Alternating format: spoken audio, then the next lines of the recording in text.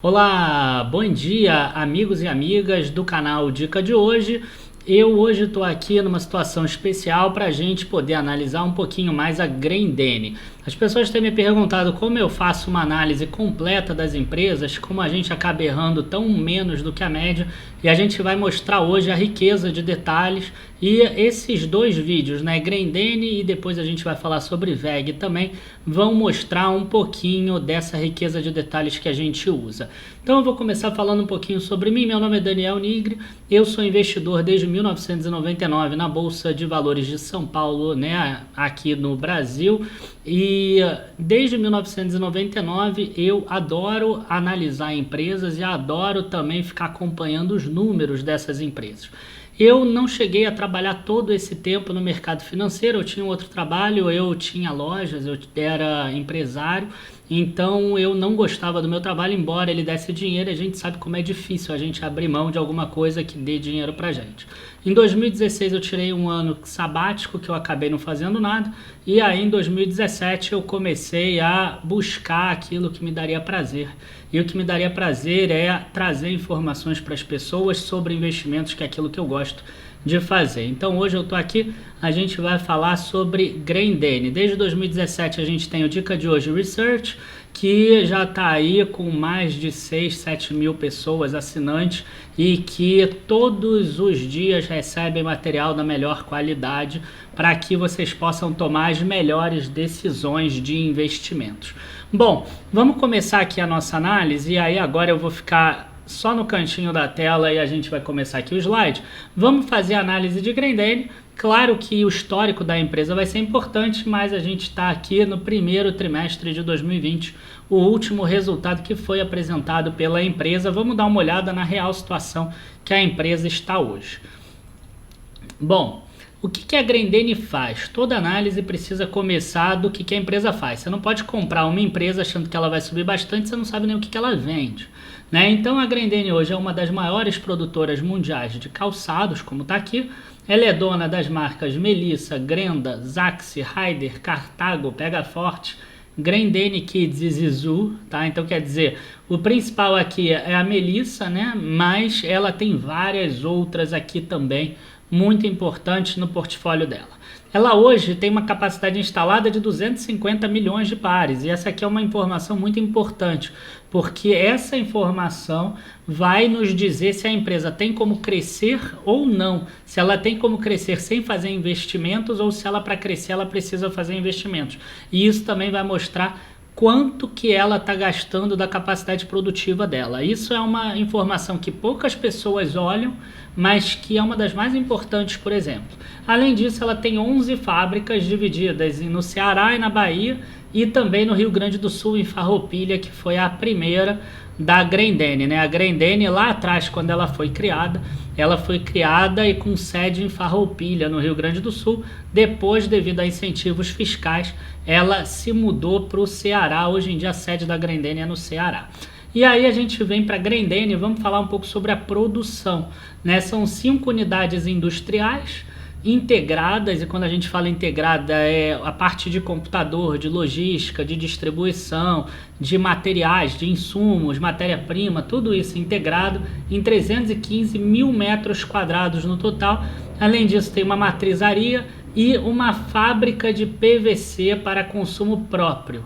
E aqui é importante a gente citar o seguinte: muitas empresas no momento atual estão investindo nisso, que é a verticalização. Ou seja, você não depende de fornecedores para te fornecer todos os tipos de produto. Você às vezes você compra lá atrás a matéria-prima que sai mais barato, e em vez de você pagar um distribuidor que vai fazer esse PVC para você, você mesmo tem a fábrica e produz esse PVC. Isso faz com que o custo final seja menor. Isso significa verticalização, quer dizer, você atua em diversas partes da tua própria produção, né? Então, quer dizer, você precisa de calçado, mas para o calçado você precisa de PVC. E aí você fabrica o próprio PVC. Isso se chama verticalização. E isso, as empresas têm investido bastante nisso. Ela tem um centro de distribuição em Sobral, no Ceará, que é onde fica a matriz da empresa, e uma logística própria de distribuição. Até aí tudo maravilhoso.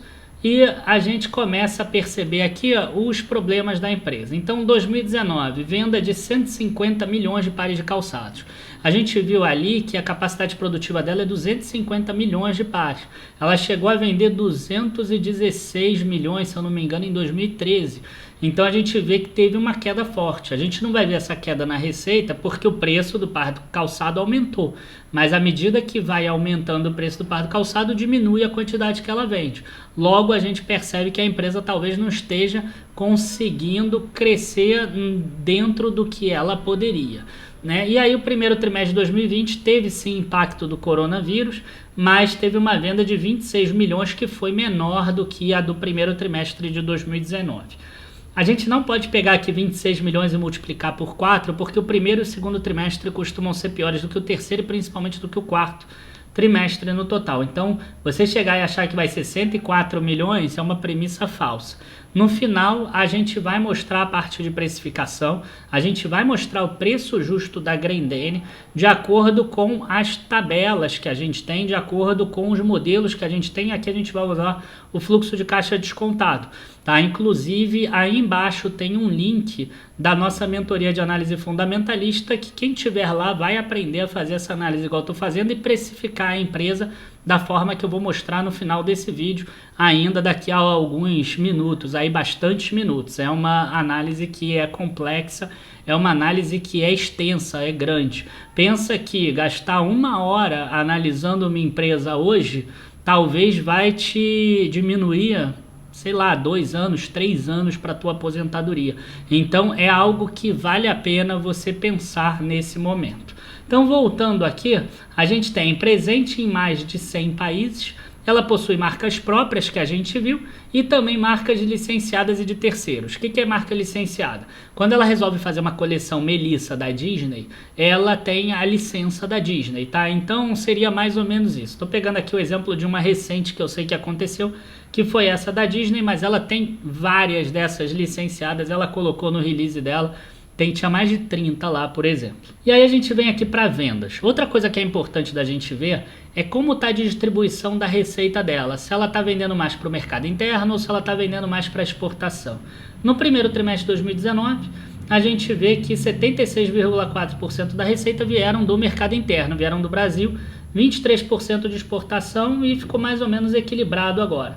Em compensação, em volume de vendas, a gente vê que diminuiu o número de pares de calçados vendidos para exportação, caiu de 24,3% para 21,6%.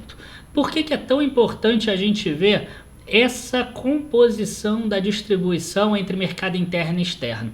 Porque no momento em que o dólar, por exemplo, sobe muito, aquela empresa que é mais exportadora, provavelmente ela vai fazer um dinheiro maior, ela vai conseguir ganhar uma receita maior, ela vai conseguir diluir melhor os custos dela que são em reais.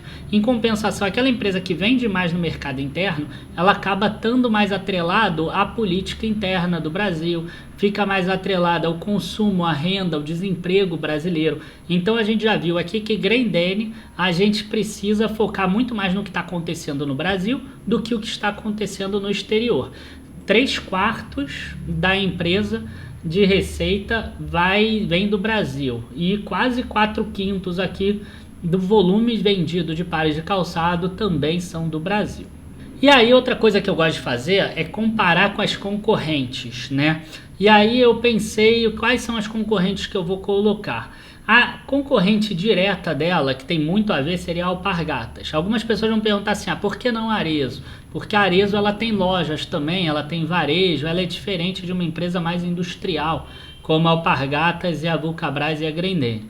Então, o melhor é comparar com a Alpargatas, porque a Vulcabras ela tem muito da receita dela em calçados esportivos, que aí já não tem tanto a ver com o que a Grendene faz. Então, o bom seria comparar mesmo com a Alpargatas, mas aqui eu coloquei as duas. Então vamos lá, Vulcabras, 24 milhões de pares em 2019 vendidos, somando, né, calçados esportivos, por exemplo.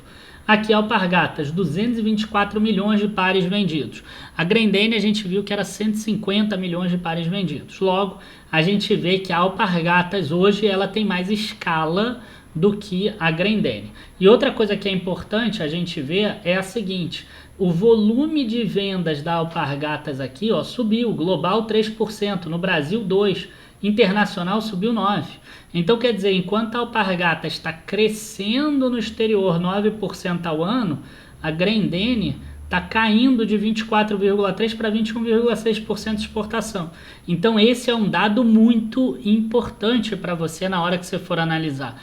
Você sabe que a Alpargatas está no momento melhor do que a Grendene apenas comparando os pares.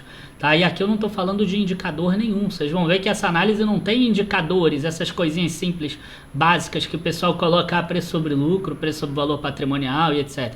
O que a gente pode esperar é a Grendene tem que estar com preço sobre lucro abaixo da Alpargatas. Isso a gente pode ver mais para frente.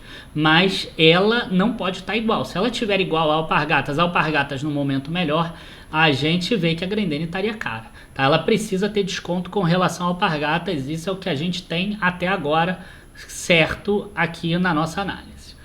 E aí a gente vê, comparação com a Alpargatas, que é a principal, né? Grendene, receita de 2,5 bilhões, volume de 150 milhões de pares, média de R$ 16,33 por par. Alpargatas, receita de 3,7 bilhões, 80% disso é Havaianas, tá? E por que a gente tem uma comparação aqui um pouco diferente? Porque a Alpargatas ela tem algumas lojas de vestuário, de roupa, como a Osklen, por exemplo, que acaba trazendo uma receita que não é exatamente de calçados, que é uma receita de vestuário. E aí, mesmo assim, a gente vê aqui que ela vendeu 224 milhões de pares ou peças, só que essas peças são muito pouco. Deixa eu ver se tem aqui no total. Ó, a gente vê aqui por marcas, o Havaianas Brasil, Havaianas Internacional 80% com um preço pequeno. Provavelmente 95% disso são pares. Tá? Então 212 milhões de pares, média de 16,50 no total por par ou peça ou 3,90 por Havaiana, que essa é algo que a empresa fala pra gente no release dela. Então, a gente vê aqui que o preço de venda da Havaiana é menor do que o preço de venda da Grendene, até porque as melissas são mais caras do que as Havaianas e num momento de crise, provavelmente o mercado vai preferir a Havaiana a preferir melissas. Podem olhar nas lojas no Brasil, que vocês vão ver que as melissas estão em promoção na maioria delas. E aí aqui a gente vê Alpargatas, crescimento de 10% da receita líquida. 2019, crescimento global de 3% no volume vendido. Enquanto isso, Grendene, redução de 11% da receita líquida.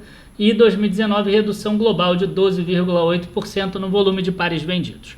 Então, quando você olha só lucro, você vai ver que talvez o da Grendene seja ainda melhor do que o da Alpargatas. Quando você olha operação, você percebe que a operação da Alpargatas está sendo mais identificada como boa e saudável pelo público para um futuro. Tá? Então é importante a gente saber essa dicotomia entre o resultado de hoje e aquele resultado que deve vir lá para frente. E aí a gente passa para outra parte que é importante, que é a governança corporativa da empresa. A gente vê aqui que a Grendene ainda é uma empresa que ela tem aquele controlador forte. Na verdade, é uma família controladora, que é a família Bartelli. Você pode ver aqui que 70% das ações estão na família Bartelli. Ó. Alexandre Grendene Bartelli, Pedro Grendene Bartelli, Giovanni Bartelli, Pedro Bartelli, André Bartelli e Gabriela Bartelli. Todos eles aqui têm 70%, os outros 30% são essas ações que estão em circulação que a gente compra por aí. Então, 1,7 bilhão de reais de ações em circulação. Eu particularmente acho difícil que haja um fechamento de capital com esse valor de 1,7 bilhão de ações em circulação, mas é algo que a gente precisa estar atento. Né? Vai que a ação cai de 7 para 3 reais e esse 1,7 vira 800 milhões. Às vezes esses acionistas aqui podem pensar em talvez um fechamento, mas é algo distante, né? Cair de 7 para 3, depois cair de 12 para 7, não é algo simples, então também não quero aqui trazer medos desnecessários ou pânico para vocês. Eu apenas gosto de olhar todos os cenários possíveis, eu olho os positivos e eu olho os negativos.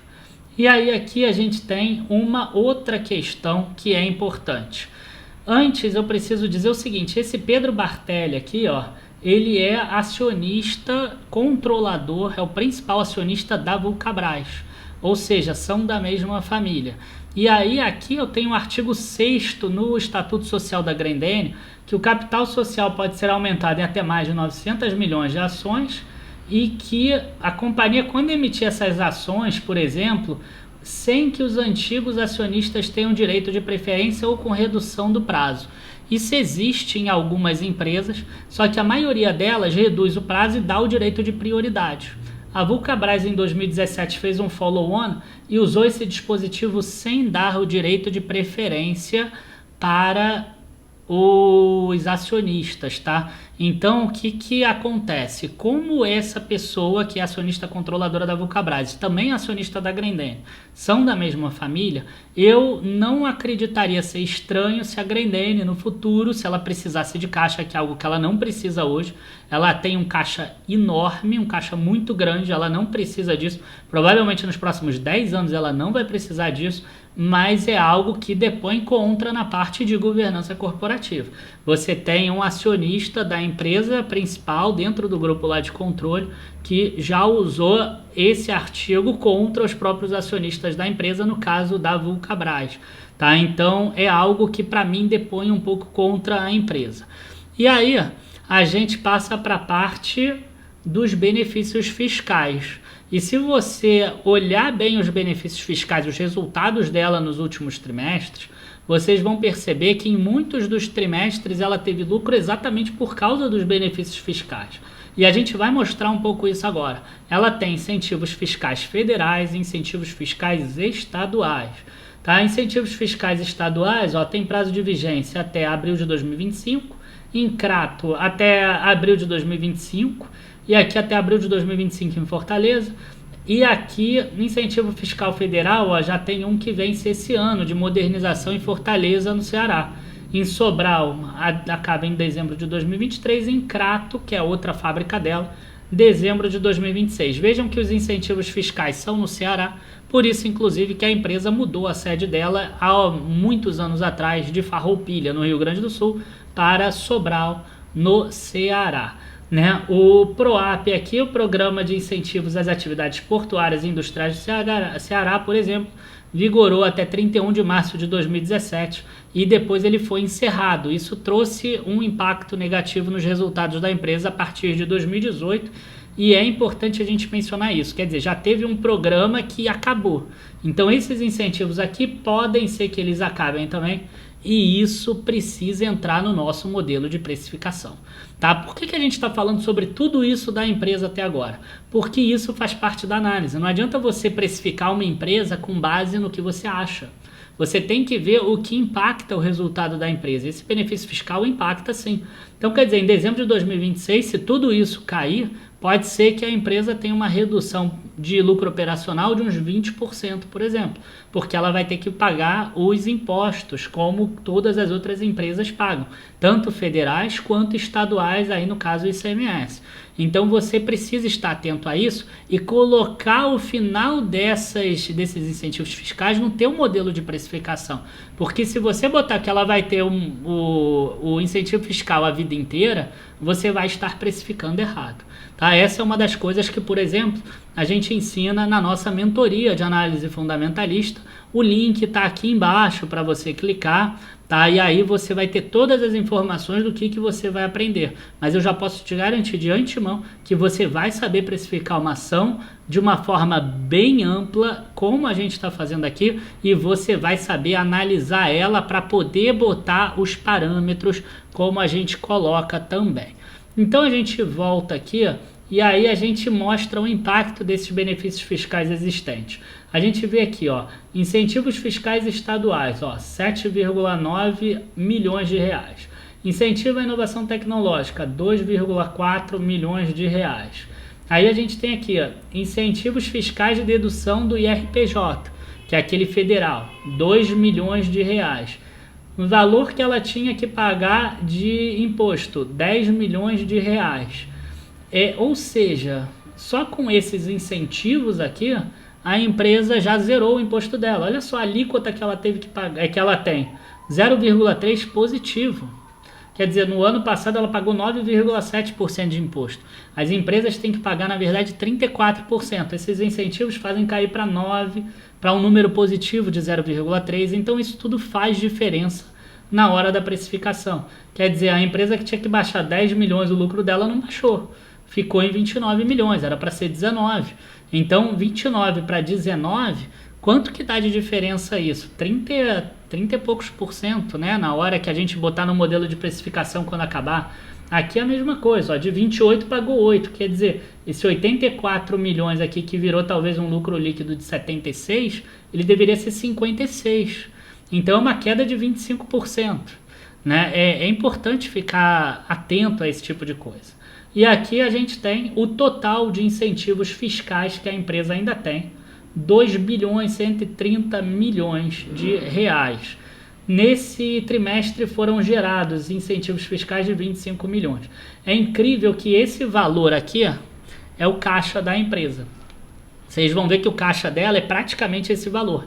Esses são valores que ela não pode, por exemplo, ela tem em caixa, mas ela não pode distribuir em lucro para os acionistas. Quer dizer, ela pode, se ela pagar o imposto de 30 e poucos por cento, ela não vai pagar. Ela poderia pagar esses dividendos para os acionistas se ela descontar esse valor, mas isso ela não vai fazer. Então ela fica com esse dinheiro retido. Esse dinheiro retido gera uma receita financeira para a empresa. Né? Ela aplica isso. Na época que a taxa de juros era 14,25, esse incentivo fiscal gerava talvez uma das grandes partes do resultado da empresa. Era uma parte grande, era quase que metade operação, metade financeiro. Agora que a Selic já caiu aí para 3% e deve cair mais ainda, esse resultado financeiro vai ficando cada vez menor. Tá? Então é outra questão que é importante. A empresa tem uma reserva enorme, por isso que eu falei que ela não vai precisar emitir ações, por exemplo, nos próximos 10 anos pelo menos, até porque ela tem uma capacidade produtiva de 250 milhões de pares e ela só vende 150 milhões, logo também ela não precisa usar esses incentivos fiscais para modernizar. A modernizar ela poderia modernizar para reduzir custo, mas ela não precisa para expandir, por exemplo, as operações dela. E aí a gente vem para outra questão que é importante, que é o setor. Né? Como é que está o setor nisso tudo? Será que é um setor que está em crescimento, setor calçadista? E aí aqui eu peguei os números da Abicalçados, né? E a gente vê que os principais polos calçadistas do Brasil estão localizados no Rio Grande do Sul, Ceará, que no caso é a Grendene, Paraíba, São Paulo, Santa Catarina e Minas Gerais. Aqui alguns números: 944 milhões de pares produzidos, a Grendene 150 milhões, a gente tem aí um sexto mais ou menos, vamos dizer uns 15% é a Grendene. A Alpargatas é mais uns 22, 23, 24%. Mais de 6 mil empresas, 270 mil postos diretos gerados, 21 bilhões de faturamento. A Grendene tem aí uns 12% desse faturamento. Maiores produtores do país são Ceará, que responde por 27% da produção, e o Rio Grande do Sul com 20%. Quarto maior produtor de calçados do mundo, o Brasil, 115 milhões de pares exportados, 972 milhões gerados com exportação de calçado, sendo que os Estados Unidos é o principal comprador internacional do Brasil, tá? Seguido da Argentina, França e da Bolívia. E aí a gente vê aqui, ó, como é que está a participação do Brasil ao longo do tempo. Os calçados que lá atrás representavam uma receita de 1,2 bilhões de dólares no passado, em 2018 representaram 976 milhões. Né? Em 2019, 972, quer dizer, esse número aqui está claro que ele está em queda. Né? A gente consegue perceber isso, e 2020 deve ser um número menor ainda. Então a gente percebe que é um setor que, para exportação, por exemplo, ele não está bom, ele está caindo ao longo do tempo. Então é algo também que me deixa um pouco retraído, quer dizer, as minhas expectativas de crescimento no futuro, elas vão ser expectativas menores também. E aqui exportações do setor, a gente vê que chinelos aqui 17%, de receita mais 50% do volume, né? Os esportivos aqui representam 3% do volume e 4% da receita, e todos os outros pares, que a Grendene entraria aqui, né, representam 47% do volume e 79% do valor no total. E a gente vê aqui que outros é 14,4 dólares por par. O da Grendene é muito mais baixo, é muito mais próximo desse de chinelos aqui como a gente vai ver, um pouquinho acima do de chinelos, daí uns 4 dólares cada um em média. E aí a gente vê aqui, ó, a exportação e importação da Grendene, não. Aqui importação, acabei escrevendo errado, eu peço desculpa ao pessoal. É exportação e mercado interno da Grendene, né? Então aqui, mercado interno na linha azul, exportação na linha vermelha. A gente vê claramente, igual a gente viu naquele gráfico, que a quantidade de pares exportados, que lá atrás em 2008 já chegou a quase 50%, que a gente vê aqui que tinha altas sempre no primeiro trimestre. A gente vê que esse número está muito menor agora e já não chega mais a 30% desde aqui, ó, desde 2015. Né? Então hoje a gente vê que inclusive tem alguns pontos abaixo de 20%, o que no passado era praticamente impossível de acontecer. Então a gente percebe que a exportação está tendo uma influência cada vez menor, como mostram os números do setor. E aí a gente vem para os resultados financeiros. Eu vou começar pela parte operacional aqui embaixo, que são os volumes e a receita bruta por par. E a gente percebe isso exatamente aqui, ó. A gente vê que a receita bruta por par de exportação está R$19,05. Só que o preço do dólar subiu demais, né? Saiu de 3,60 aqui no primeiro trimestre de 2019 para uma média de 4,40 aqui. Então, na verdade, em dólar, esse par aqui está saindo 4 dólares e pouco, parecido com o que era aqui, até um pouco mais baixo. Mesmo com esse aumento aqui do valor do par na receita bruta, a gente vê aqui que a receita de exportação caiu de 121 para 107, porque a gente teve um volume menor de 6,9 para 5,6 milhões de pares. Inclusive teve uma queda aqui no mercado interno também de 21,6 para 20,4 milhões, o que fez com que a receita bruta da empresa caísse de 515 para 450 milhões e a receita líquida de 423 para 372 milhões de reais no total. A gente percebe que isso impactou todos os resultados da companhia, chegando inclusive num lucro aqui 61% menor no total. Dados positivos da empresa, ela conseguiu reduzir muito as despesas operacionais, o que é muitíssimo bom, inclusive é uma acima da queda da receita, isso é bem importante. O lucro bruto da empresa também caiu aqui menos, né, do que a receita, mas ficou muito próximo do valor, quer dizer, a empresa aqui conseguiu reduzir menos, né? Tinha 172 milhões, agora 153 milhões. Se caísse 12,1, teria sido 151 aqui, o que seria pior. Então, a gente teve resultados melhores. Então, o que impactou aqui no final foi a política de hedge da empresa aqui no resultado financeiro líquido, 51 milhões contra menos 10. Se não fosse essa política de hedge, ela teria um lucro líquido parecido com o que ela teve no ano passado. Tá? Isso aqui também é importante a gente citar, só que, vamos lá, deixa eu ver se eu consigo explicar rapidinho o que é essa política de hedge. Essa política de hedge é assim, a empresa ela vende dólar no mercado futuro porque ela vai ter uma receita em dólar, só que a receita de exportação ela não acontece imediatamente, porque a empresa dá prazo e porque demora até chegar lá no exterior. Só que desde que tem o contrato assinado, ela já tem a garantia que ela vai ter esse recebimento. Então ela já vende o dólar no mercado futuro. Então às vezes tem um descasamento que pode chegar até uns 6 meses mais ou menos. Esse descasamento é entre quando entra a receita e quando sai a despesa da proteção, que é o hedge, acaba dando esse problema, tá? Então essa é uma questão que é importante a gente ficar atento também. No mercado interno, a gente vê que mesmo com uma queda do valor aqui, a gente teve uma queda de volume. Isso é muito ruim, tá? E aí a gente tem aqui o resultado financeiro líquido, para ficar um pouco mais claro isso que eu falei. Olha só, despesas com variação cambial, 44 milhões. Tá? Mas até aí é despesa operacional mesmo.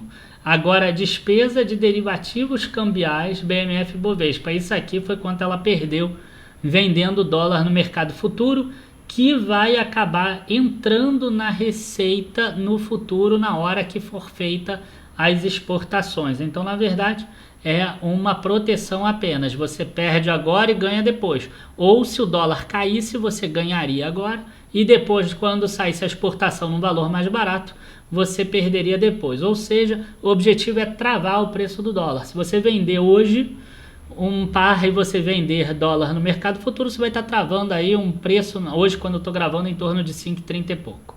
Ó, aqui a explicação, ó, a Grendene tinha um saldo de 56 milhões de dólares, 1.130 contratos vendidos na bolsa, acho que a gente já explicou isso. E aí a gente passa para despesas operacionais aqui, que a gente mostrou que caiu bastante, todas as linhas caíram. Despesas de vendas, que já é esperado, com uma queda da quantidade vendida, normalmente diminui despesa de venda, nem sempre diminui, né? A gente tem alguns exemplos que contrariam isso que eu estou falando, mas normalmente diminui.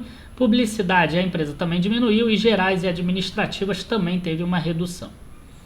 E aí a gente entra naquela custo do produto vendido, né? Então, queda de 12,7% do custo do produto vendido.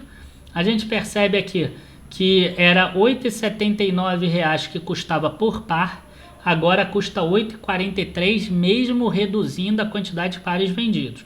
Isso é um número muito positivo, um número difícil da empresa conseguir entregar. Normalmente, quando reduz a quantidade vendida, o custo por par ele não diminui, ele às vezes até sobe, né?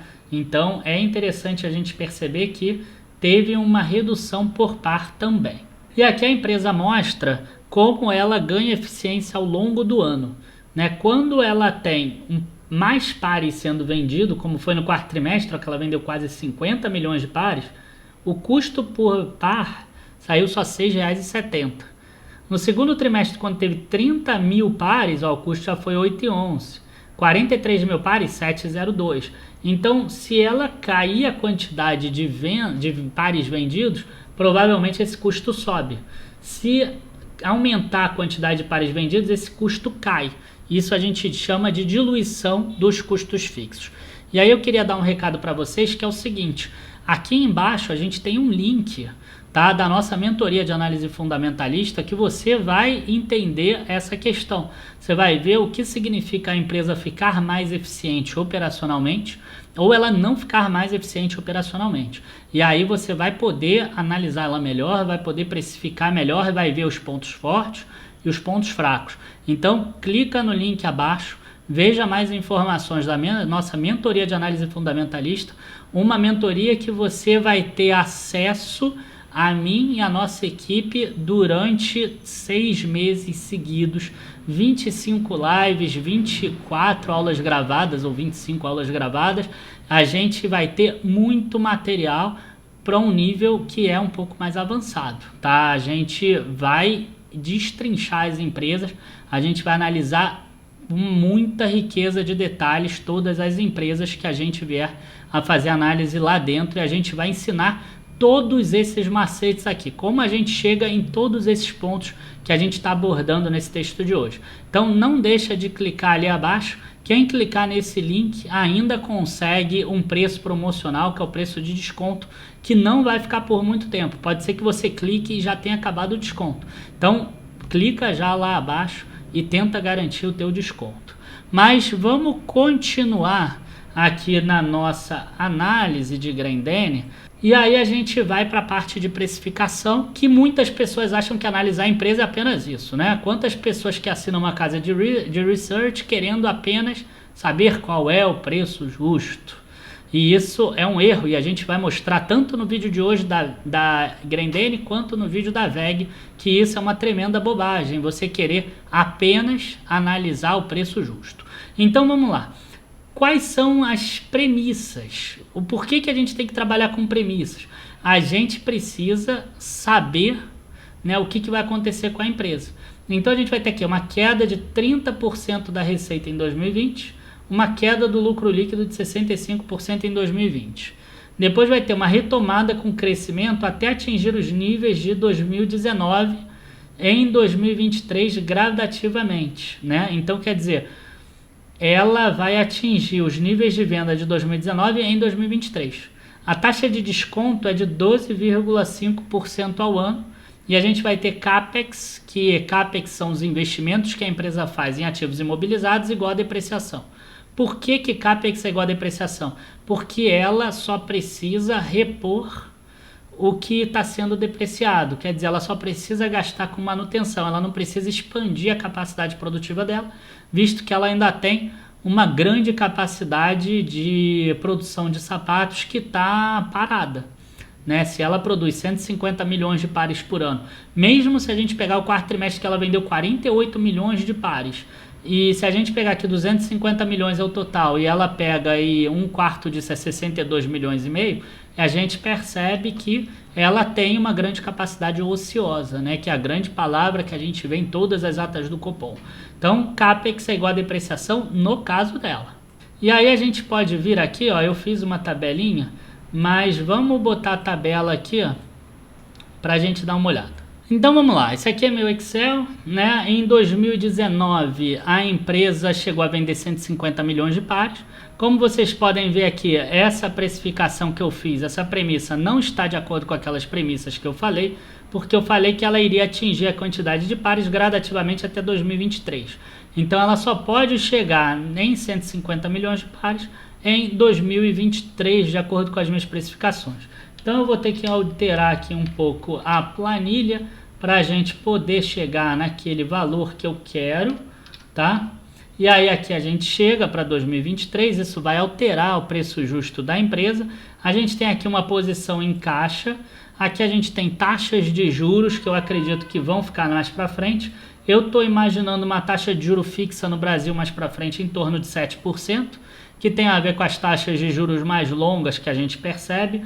Eu estou vendo aqui um dólar crescendo até 2022, depois passada a eleição ele começa a cair, por exemplo, tá? Claro que no meio do caminho vai ter altas e baixas.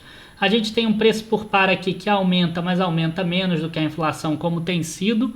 E aqui um preço por par em dólar que aumenta um pouquinho, tá?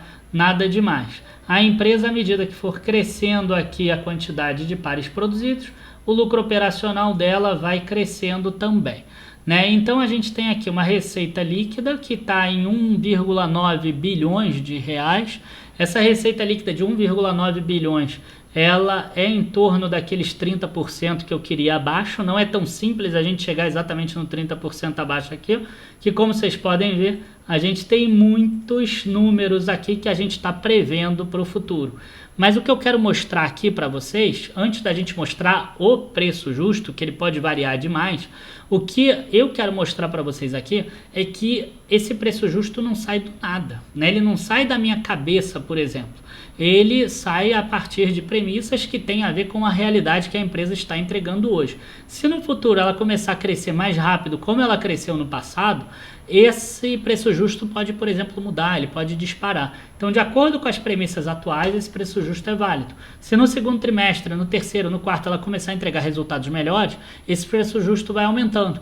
Então, é importante não você saber o preço justo, mas você saber como se calcula, como monta essa planilha, como faz toda a precificação desse crescimento. E aí você, né, numa mentoria, você vai ter acesso a essa planilha que a gente está mostrando. Essa aqui é de Grendene, você vai ter que saber, a partir da análise, colocar esses dados aí em cima, dentro do que você quiser, e aí você vai calcular o preço justo que você quiser, né? E você vai ver se o preço atual tem a ver com a realidade do que ela pode gerar no futuro ou não, ou ainda o jeito que eu mais gosto, quanto a empresa precisa crescer para o preço atual ser o preço certo. Isso também eu gosto bastante de fazer, de analisar dessa forma. Bom, essa aqui é a nossa planilha já, então a gente já chegou aqui. Se vocês olharem aqui a capacidade produtiva da empresa, 250 milhões de pares por ano, a gente tem aqui 198 milhões de pares lá no 2031, então a empresa talvez não precise se preocupar nos próximos anos, se ela continuar crescendo a quantidade de venda dela em 5% ao ano de pares vendidos. A gente vê aqui que o preço por par aumentou, como a gente falou, posição em caixa crescente ao longo do tempo, e é importante a gente ver aqui que o lucro operacional dela vai crescendo e chega em 2026 e a gente tem uma redução aqui para 15,5%, que é o fim dos incentivos fiscais. E aí, com essas definições todas, e sabendo que hoje a empresa tem 2 bilhões a mais de caixa do que dívida, a gente chega no valor justo de R$ 7,13. Hoje a empresa acho que está por aí mesmo, está em R$ 7,13 também. A gente tem um upside mínimo aqui, bem pequeno, que dá 0,03. Só que a taxa livre de riscos caiu desde quando eu fiz essa planilha, foi para 6,8 aqui. Então aqui é 11,68, então a gente vai ter que alterar aqui embaixo também, ó. Então já subiu para 8,09, o que mostra porque que as ações acabaram subindo um pouquinho. Quer dizer, varia aqui na taxa de juro também. Agora, se ela continuar o incentivo fiscal para sempre, por exemplo, qual vai ser a diferença de preço? Então ela mantém aqui esses 19% de lucro operacional, o valor pula de 8 para 9, ó, R$1 a mais de valor justo da ação, se ela mantiver esses valores de incentivo fiscal. E se a empresa conseguir retornar para o valor de 2019 já em 2021, por exemplo, e depois crescer, o que você acha? Já vai para 9,61. E se depois mais para frente ela conseguir crescer 9% em vez de 5%, aí esse valor já vai mais para cima ainda. Ó. Ele já iria aqui para 12,55, mas você precisa estar ciente que aqui em 2025, aqui em 2026, a empresa vai precisar fazer mais investimentos.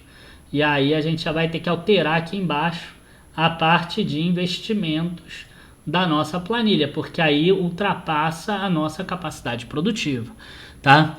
Então, gente, esse é o grande racional de você investir em empresas, tá? Funciona mais ou menos dessa forma, porque se você fizer apenas avaliações na base do achismo, você com certeza vai acabar errando o preço justo. Mas se você fizer baseado naquilo que você estudou, naquilo que você analisou, como a gente mostrou aqui, a chance de você ter um preço justo mais coerente é muito maior. Então fica aqui muito claro, né, que num preço mais ou menos base, a ação da Grendene deveria valer aí entre 7 e 8 reais, dependendo da taxa de juros. Se ela conseguir crescer e voltar rápido, ela poderia voltar a 12, que era o que ela valia antes, por exemplo. Então isso mostra porque que ela valia aquilo antes. Se ela voltar naquele valor e ainda cair mais a taxa de juros, talvez ela chegue a 14 ou a 15. Em compensação, se ela continuar caindo, a gente não fez aqui uma avaliação de cenário pessimista, mas pode ser que ela caísse para 4 ou para 4,50, por exemplo. Tá? Dificilmente ela cairia para menos do que R$2, porque isso é a posição dela em caixa. Então é difícil isso acontecer, ela cair abaixo da posição dela de caixa. Então, de conclusão, nesse estudo que a gente fez da Grendene, que já está indo aí para 40 e poucos minutos, a gente tem alta posição em caixa ajuda no resultado financeiro. Quer dizer, quando tiver uma alta taxa de juros, como a empresa não precisa investir muito, ela vai ser beneficiada, né? Ao contrário de algumas outras empresas. Então, ela pode servir como uma proteção contra altas de juros, vamos dizer assim, numa carteira descorrelacionada. A gente também vai aprender essa situação, tá? Essa situação de você fazer o hedge da tua carteira, você descorrelacionar. Agora o dólar deu uma disparadinha no início de 2020, então a gente achou importante sempre descorrelacionar usando o dólar. Só que talvez no futuro o que suba não é o dólar, o que suba vai ser os juros. Então como é que a gente descorrelaciona com relação a juros? Talvez a Grendene seja uma boa opção, como foi em 2016, 2015. Como a gente vai descorrelacionar com relação à inflação, por exemplo, aí já são outras empresas, né? Então é importante a gente ter essa visão, qual o momento que essa empresa serve e como ela está adequada ao resto da nossa carteira. Então esse tipo de gestão é o nosso último módulo da mentoria de análise fundamentalista, que está aí embaixo, tá? É você clicar no link e você aproveitar esse valor. Como você sabe, é uma mentoria bem extensa, 6 meses de total acesso a gente.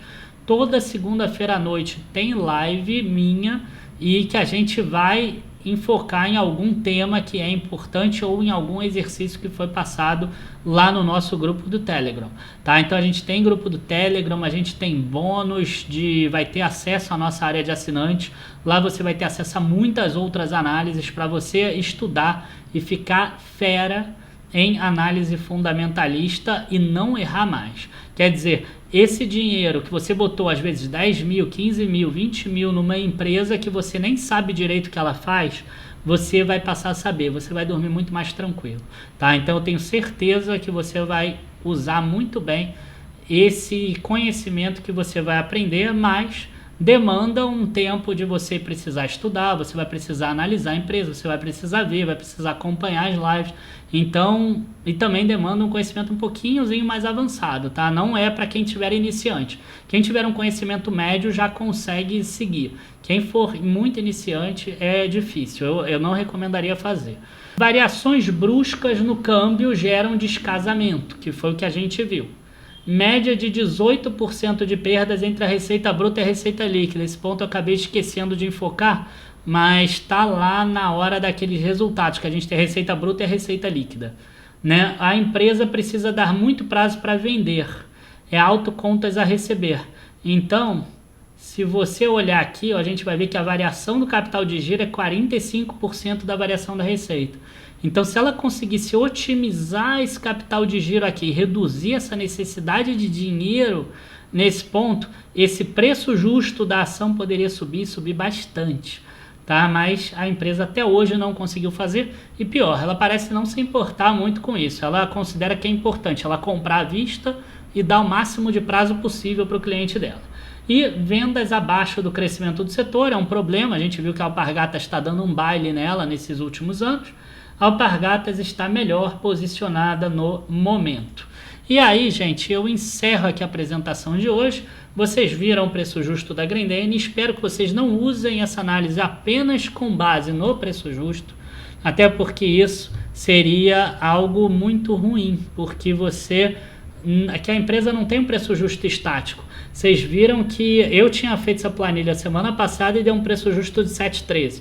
Só a variação da taxa de juros da semana passada para essa que eu estou gravando já subiu para 8,09. Isso fez a ação subir. Então, se você ficar preocupado com o preço estático que você viu numa tabela ou qualquer coisa do gênero, você não vai conseguir dormir bem, você não vai conseguir comprar ações e manter elas e conseguir ganhar o máximo possível no longo prazo, tá? Então foca em aprender a analisar a empresa. Você vê que eu perdi muito mais tempo falando da operação dela, do setor, das concorrentes, do que ela faz, da capacidade produtiva, de onde ela está instalada e tudo isso, do que fiquei falando sobre resultado financeiro do primeiro trimestre. Tá? Então, esse tipo de coisa eu vou ensinar na mentoria. Não deixa de clicar aqui embaixo. A gente está com preço promocional para quem está assistindo esse vídeo, mas esse vídeo não vai ficar no ar por muito tempo. Tá? A gente às vezes até deixa a análise porque as pessoas gostam de ver a análise depois, só que aí já vai estar fechada a turma, ou se não, o desconto já vai ter se encerrado. É um desconto bastante grande, não sei quando você está vendo, mas pode ser de 50% ou de quase 60% de desconto. Tá? O curso ele é de 5.997, um tempo bastante grande com a gente. A gente vai estar lá totalmente focado no Telegram e nas lives, e tem aulas gravadas também que representam aí uns 20, 25% do curso, mas o foco da gente estar junto é muito importante na hora de ensinar você a fazer análise. Tá? Se você conseguir fazer as suas próprias análises e mandar para a gente reavaliar, para a gente avaliar, ver como é que tá, você vai crescer muito. Dessa forma já surgiram alguns analistas que estão aí no mercado, visto que esse curso eu lancei já desde 2018. Então alguns dos analistas que vocês vêm ouvir falar hoje fizeram esse curso lá atrás. Então hoje, em vez de 5.997, você vai comprar 2.997. Você pode fazer parcelamento com juros do Hotmart mesmo. Não entra nada para o dica de hoje dessa parte dos juros, tá? Mas você tem essa condição de parcelar em 12 vezes. E, enfim, acho que é isso. Abraço a todos, espero encontrar vocês lá na nossa mentoria. E se você não puder fazer a mentoria porque você ainda está começando, porque você acha que você ainda não está apto, ou porque o teu dinheiro ainda é muito pequeno, pelo menos espero que você tenha gostado dessa análise de Grendene, porque eu espero principalmente ter ajudado você. Abraço a todos, bons investimentos e até a próxima. Tchau, tchau.